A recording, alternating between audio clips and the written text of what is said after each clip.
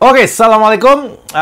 Lanjut dari video sebelumnya, seperti biasa, gue di sini mau ngebahas ada 6 poin. Ini cukup mengagetkan jagat raya. Ada 6 poin dari RUPS kemarin yang ngerubah banyak banget dari Liga Indonesia. Dari mulai rebranding namanya, dari mulai nama liganya, dari mulai aturannya, dari mulai U23 seperti apa peraturannya. Terus kuota asing ini yang paling mengagetkan juga. Ntar plus minusnya gue akan sampaikan di video kali ini. Jadi pastikanlah lu like dulu video gue. Setelah lu like, lu subscribe yang udah bunyiin loncengnya supaya lu dapat notifikasi ketika gue upload video terbaru gue. Oke, yang pertama ini menarik banget. Ini konten gue aja pas lagi bikin poin-poinnya itu seru gitu karena ini bakal rame banget, bakal jadi pro kontra di media sosial.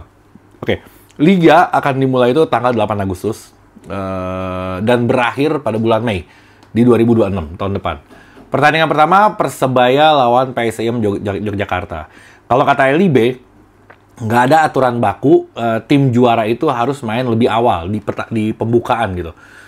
Idealnya seperti itu memang, idealnya seperti itu. Tapi si LIB ini menilai dari segi komersilnya, dari segi menjualnya itu Persebaya versus PSIM yang akan didahulukan dibanding yang lain. Ini menjadi pertandingan pembuka untuk Liga Indonesia. Gue nggak tahu komersilan juara bertahan sebenarnya dibanding Persebaya gitu. Gue nggak tahu ini pertimbangannya apa. Tiba-tiba bisa Persebaya lawan PSIM yang menjadi pertandingan pembuka untuk Liga Indonesia yang udah berubah namanya. Nanti akan gue sampaikan. Oke, yang pertama, poin pertama adalah rebranding Liga dan perusahaannya. Liga 1 itu berubah nama jadi Super League. Emang namanya lebih premium nih. Gue setuju sih dengan ini.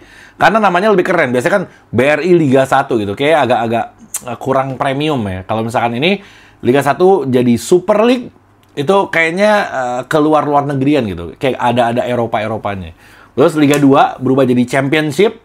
Keren juga. Ini udah mirip-mirip Eropa lah.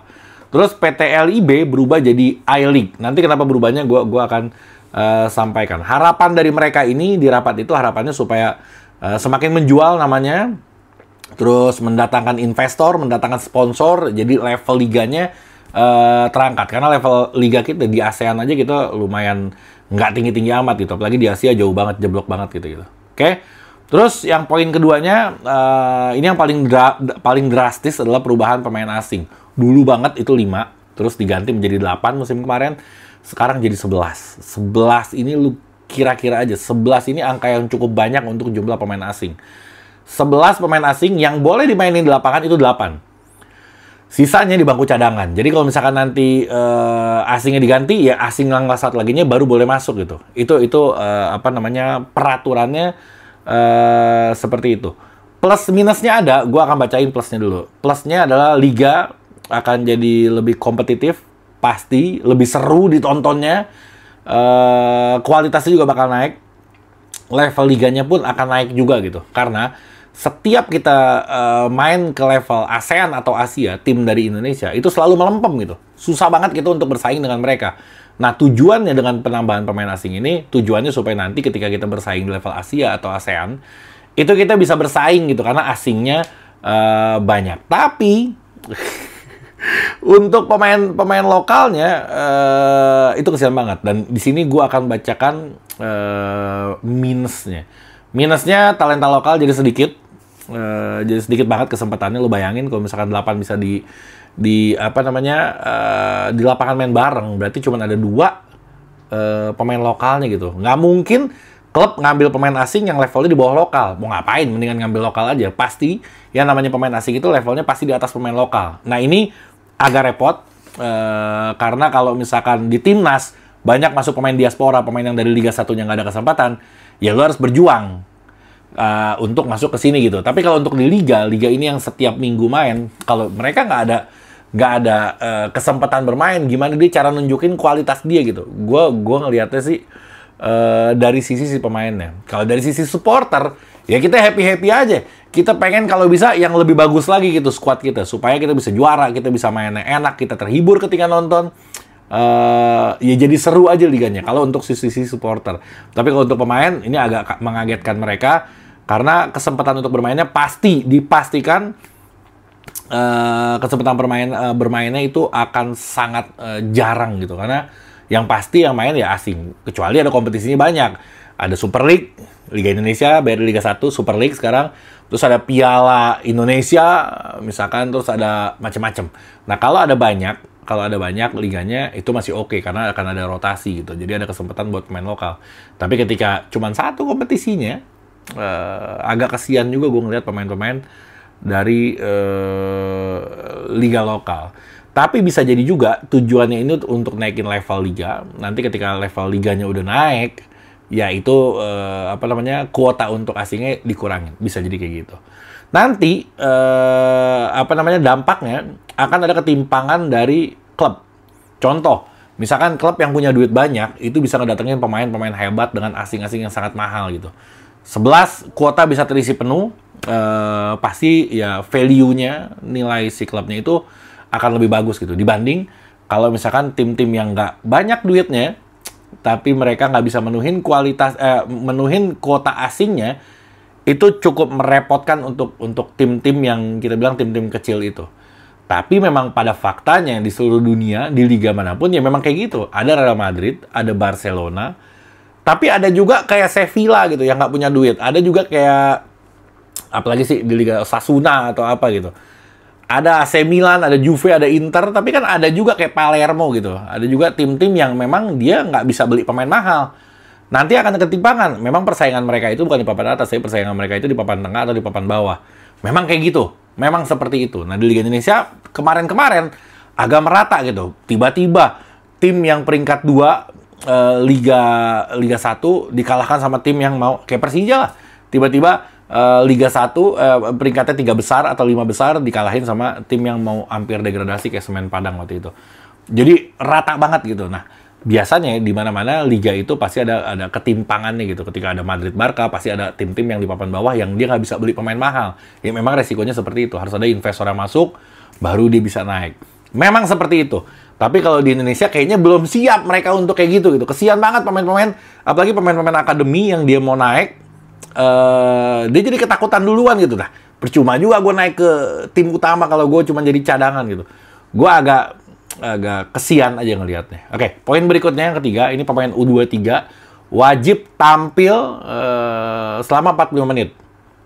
Ini bagus untuk pengembangan pemain muda, untuk U23 bagus, cuman agak gue nggak pernah setuju dengan ini karena bagi gue federasi ini terlalu ikut-ikutan sama yang harusnya ini menjadi kewenangan si klub gitu. Masa lo nentuin pemain ini harus main? Kalau bagus. Kalau enggak, kalau misalkan klub nggak punya pemain U23 yang bagus, terus harus dimainin, sedangkan dia nggak cocok sama strategi yang pelatih mau, jadi kacau. Jadi bagi gue, ini federasi terlalu ikut-ikutan sama klub gitu. Jadi dia terlalu intervensi, ngatur-ngatur siapa yang harus dimainin, siapa yang enggak. Bagi gue, kalau ini bagus, cuman harusnya sih dikaji ulang. Dan minimal ada 5 pemain yang didaftarkan ke klub itu yang usianya U23 gitu. Bagus, gue juga bingung ya. Gue mau nggak setuju juga, ini program bagus banget gitu. Cuman rasanya terlalu intervensi aja kalau misalkan sampai ngatur ke dalam-dalam gitu. Kalau menurut gue, kalau gue bisa berbicara. Oke? Poin berikutnya ada pergantian general manager untuk I-League yang tadi LIB itu diganti menjadi I-League namanya. Jadi, kenapa jadi I-League? Karena di Jepang itu J-League. Di Indonesia sekarang I-League. Kok bisa ngikutin? Karena dulu general manager di J-League, sekarang jadi general manager di I-League. Namanya Takeyuki Oya. Nah, dia sekarang jadi general manager di I-League, yang tadinya dia general manager di J-League. Dulu ini orang profesional banget lah. Dia memastikan kalau liga berjalan bersih, liga berjalan sesuai aturan. Pokoknya gue jamin ini akan lebih profesional daripada sebelum-sebelumnya. Karena ini orang pinter banget. Dia dipakai sama Liga Jepang, lo bayangin. Udah kurang apa lagi. Sekarang dia ada di... Ya terima kasih juga sama PSSI yang udah ngerekrut orang sehebat ini untuk memperhatikan liga kita gitu. Jadi Takeyuki Oya menjadi general manager untuk I-League. Keren, luar biasa. Terus yang berikutnya, ya nggak penting lah. Ini pergantian komisaris LIB. Dia komisaris utamanya Zainuddin Amali, terus ada komisaris independennya Muhammad Lutfi, komisaris dari tim juara kemarin. Jadi setiap tim juara itu menjadi komisaris di I-League gitu. Jadi perwakilannya dulu ada kan Teddy, Persib juara, Teddy Cahyono, sekarang diganti sama namanya Glenn apa gitu, gue lupa deh. Hasil dia ada di situ karena dia mewakili tim yang juara dari musim sebelumnya. Terus untuk Liga 2 juga ya biasa aja, dia jadi punya badan usaha sendiri. Dia bisa ngatur komersil dia sendiri, hak siar dia, sponsor. Jadi tim-tim di Liga 2 ini udah bisa ngatur sendiri yang tadinya nggak sepenuhnya dipegang sama si klub gitu. Jadi ada beberapa hal, ada beberapa poin yang bagi gue cukup harus diperhatikan yang tadi U23 kesimpulannya ya, sama yang 11 pemain asing ini menarik banget untuk dibahas. Kayaknya gue nggak akan bisa satu pembahasan di konten gue. Kayaknya gue akan beberapa kali ngebahas tentang jumlah pemain asing. Lo juga komentar aja di kolom komentar, menurut lo 11 pemain asing kebanyakan atau enggak? Terus kesian pemain lokal apa enggak? Pokoknya yang ada di unek-unek lo, yang ada di pikiran lo tuangin di kolom komentar, kita baca-baca, ntar gue replay pakai video shorts gue. Kali aja komentar kalian itu nggak kepikiran sama gue, dan itu bisa jadi bahan konten gue untuk berikutnya. Oke? Sekian dari gue. Assalamualaikum warahmatullahi wabarakatuh.